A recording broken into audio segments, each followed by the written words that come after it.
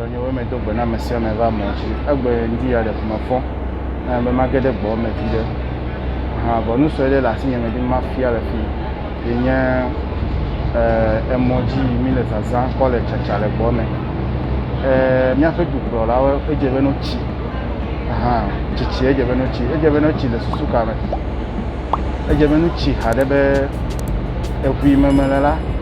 ne kpɔ ʋua me la eʋua me kɔ yi menye be amegbetɔwo ƒo ɖi eʋua me efia be amegbetɔwo le ʋua me klɔ gbe sia gbe wole belé na ʋua me wole fexe na woe ekpɔe ɖa ta fufu le anu me di ma fia wo nye be ne kpɔ ʋua me la eʋua me kɔ yi menye nu me makpɔ be ne mato kpɔ ɖe eʋua me kɔ ʋua me kɔ menye be ɖe ame sia ame tsoko ya va le eʋua me yi le gbɔgbɔ wakpɔ be amewo le ʋua me va le yi le godo eye ame di ma fia ŋdi ya edze be ame sia ame miakpɔ tsitsi le míaƒe agbe me aya lolo yi le mía si le Ghana ɖe leke ta mele dɔ wɔ leke ta mele nu kae dzɔ hafi aya lolo mele dɔ wɔ le Ghana mikpɔ ɖa ɖe nu kae dzɔ hafi aya lolo mele dɔ wɔ le Ghana nu kae dzɔ hafi míaƒe ʋuwo me wo ƒo ɖi be male na ʋu 24/7 accident li dzɔdzɔ le Ghana 24/7 accident li dzɔdzɔ le ŋkeke woame eve me ƒe mikpɔ be accident menye accident vie dzɔ le edua me nu ka le dzɔdzɔ le mía de mi le ŋgɔgbe yi alo ɖe mi le megbe yi eye ele veve ɖe me dzi be ame sia ame nenya ya ele veve ɖe dze be ame sia ame nenya be dze be míayi ŋgɔgbe ne míayi ŋgɔgbe ɖe mía ŋutɔ míaƒe agbenɔnɔ eye ana be míayi ŋgɔgbe wole gbɔgblɔ be míaɖe nyigba lɔlɔ nu ka nye míaɖe nyigba lɔlɔ politician wo be mi de dokutɔ didi ɖa miaɖe nyigba lɔlɔ la enu yiwo mi wa pasia eye wole gbɔgblɔ ɖe wo be mi de míaƒe dokutɔ didi ɖa egbe ma ya me dzi be ame sia ame nese vɔ nu ka politician le wɔ kple mi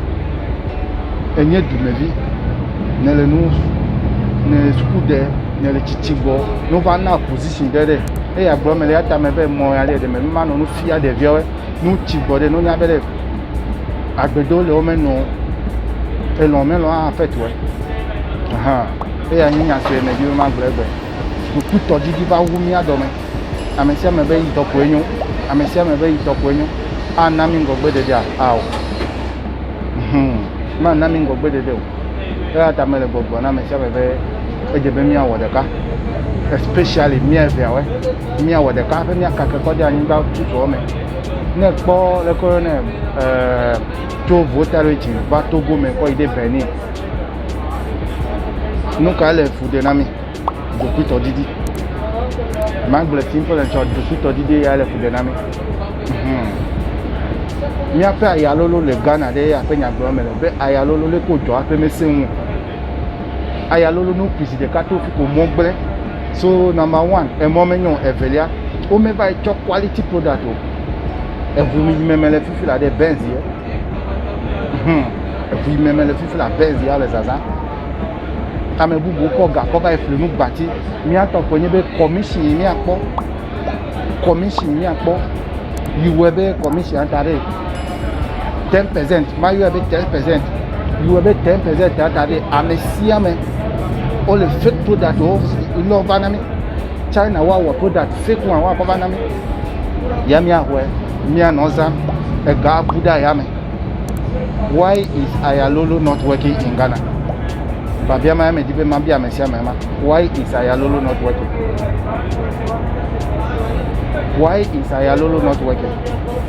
nya so yi ko me di be ma gblɔ na me sia me ma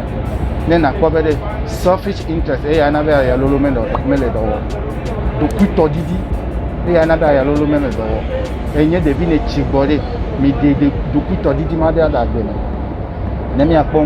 dzɔgbe nyuie na dukɔ míakpɔ ŋgɔgbe dede na dukɔ.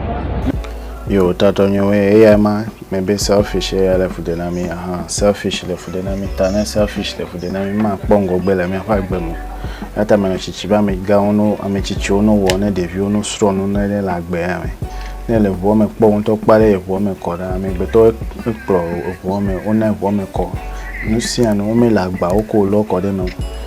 small ga ne wo xɔna agbe be 2 cd 3 cd ya ko le xɔxɔ ya ko na we o to ngira dome do enye be nuka 10% melemo kana nye devi ele chichigbo onto na pobe 10% manje be na tasi ho na ta na wodo ne duko ne pongo gbedede e ya 10000 na wodo ne duko ne pongo gbedede e ya 10000 ele chichigbo re nya te fede kai ne povo mo pobe bo me ko e condition le me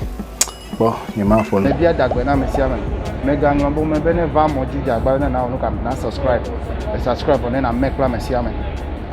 no bi lo we mi anoka